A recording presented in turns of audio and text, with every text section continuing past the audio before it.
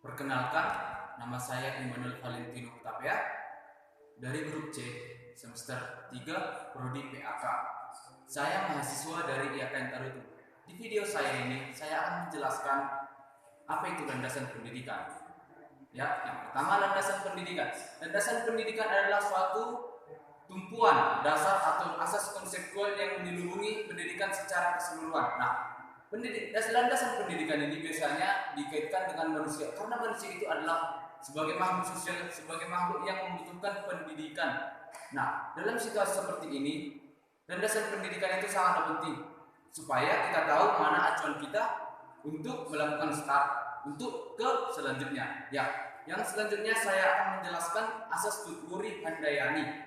Nah, asas Tutwuri Handayani merupakan gagasan mula-mula yang dikenalkan oleh Ki Hajar Dewantara. Ya, dia seorang pahlawan perintis pendidikan di Indonesia. Nah, di sana dia menjelaskan pendidikan dengan kewibawaan yang mengikuti dari belakang dan memberi pengaruh, tidak menarik dari depan, memberikan anak mencari jalan sendiri. Nah, di sini kita diajarkan bahwa asas Tutwuri Handayani itu memberikan kebebasan kepada yang dididik. Nah, di sini zaman sekarang ini banyak sekali pendidik-pendidik itu. Nah, orang tua itu seorang pendidik untuk keluarga. Di sana kita mendapatkan pendidikan pertama. Kebanyakan orang tua mengajarkan bahwa anak itu harus seperti ini, harus seperti yang diinginkannya, bukan memberi kebebasan kepada anak-anaknya. Nah, kita sebagai calon pendidik nantinya, kita harus memperbaiki itu. Supaya bagaimana? Supaya keberhasilan pendidikan di negara kita semakin maju ke depannya. Nah, asas Tutwuri Handayani ini sangatlah bermanfaat dan inilah semboyan kita sebenarnya, semboyan pendidikan kita, supaya kita mampu menunjukkan siapa jati diri kita sendiri. Nah, selanjutnya saya akan menjelaskan tentang tujuan asas pendidikan. Tujuan asas pendidikan itu yang pertama, bahwa setiap orang mempunyai hak untuk mengatur dirinya sendiri, bukan orang lain yang mengatur. Nah, selanjutnya bahwa pengajaran harus memberi pengetahuan yang berfaedah. Artinya pengajaran itu merupakan memberikan sesuatu yang bermanfaat, bukan asal-asal diajarkan dan tidak ada manfaatnya. Misalnya yang membuat hal tidak baik itu bukan pengajaran, karena di sana bukan memberikan faedah. Nah, yang selanjutnya bahwa pengajaran harus berdasar kepada kebudayaan dan kebangsaan. Artinya tidak menyeleweng atau tidak menghancurkan bangsa sendiri. Yang selanjutnya pengajaran harus tersebar luas. Maksudnya pengajaran itu kita upayakan sampai desa-desa terpencil, jangan cuma untuk orang kaya saja atau untuk orang perkotaan saja. Nah, yang selanjutnya bahwa mengajar memerdekakan hidup. Memerdekakan hidup artinya jangan dikekang lagi. Kita mendapat pengajaran supaya kita merdeka dari kehidupan kita yang sebelumnya atau tidak terpuruk lagi. Yang selanjutnya konsekuensi hidup dengan kekuatan sendiri. Artinya hidup kita itu adalah milik kita sendiri, tanggung jawab diri kita sendiri. Itu gunanya kita berpendidikan. Yang selanjutnya bahwa dalam mendidik anak perlu adanya keikhlasan. Keikhlasan itu artinya dalam kita mendidik itu jangan setengah hati. Kita harus memberikan contoh, memberikan sepenuh hati. Bagaimana? Nah, kau harus seperti ini. Jangan, ya kalau kau tidak mau, ya dosa. Kita tidak boleh seperti itu. Kita harus memberikan sesuatu yang terbaik. Nah, selanjutnya saya akan menjelaskan asas belajar sepanjang hayat. Nah, ini yang sering kita dengar, asas belajar sepanjang hayat ini. Bagaimana asas belajar sepanjang hayat?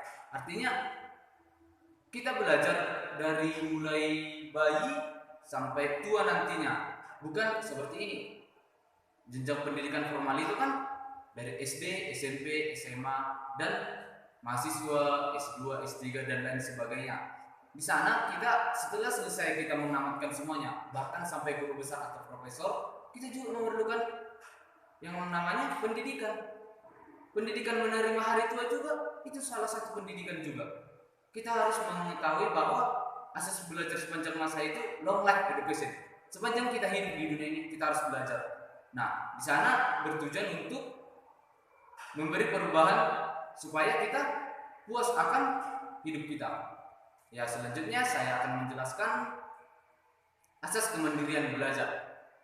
Dalam kegiatan belajar mengajar, sedini mungkin dikembangkan kemandirian dalam belajar dengan menghindari campur tangan guru. Nah, maksudnya di sini guru itu bukan jadi tidak ada, melainkan guru sebagai fasilitator dan motivator, di mana siswanya hanya diberikan dorongan, bukan berarti si gurunya kau kerjakan harus ini, seperti saya. Jangan, kita harus memberikan dia mengembangkan sendiri supaya dia terlatih dan mandiri untuk mengembangkan apa yang dalam hati dan pikirannya. Nah, seperti itu artinya asas kemandirian belajar.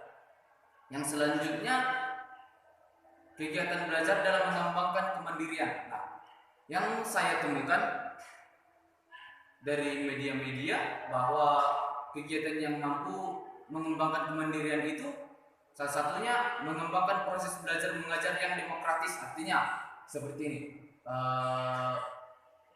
meminta kesepakatan kepada muridnya atau peserta didik dan guru supaya membuat suatu peraturan atau suatu kesepakatan dalam proses belajar, bagaimana supaya mengasihkan, supaya menyenangkan, supaya tidak bosan. Nah, yang selanjutnya mendorong anak untuk berpartisipasi aktif.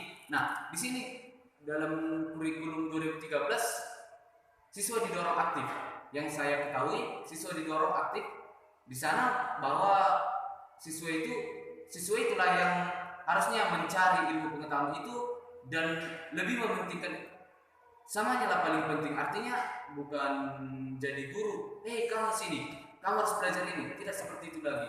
Artinya kita hanya memberi motivasi sebagai guru, kita hanya memberi motivasi supaya anak didik terdorong. Bagaimana dia supaya mau. Nah, seperti itu. Selanjutnya, memberikan kebebasan kepada anak untuk mengeksplorasi lingkungan serta mendorong rasa ingin tahu. Nah, banyak sekarang saya tadi sudah menjelaskan, banyak sekali orang tua, guru, kau harus seperti ini, kau harus jurusan matematika, padahal anaknya suka olahraga, suka musik dan lain sebagainya.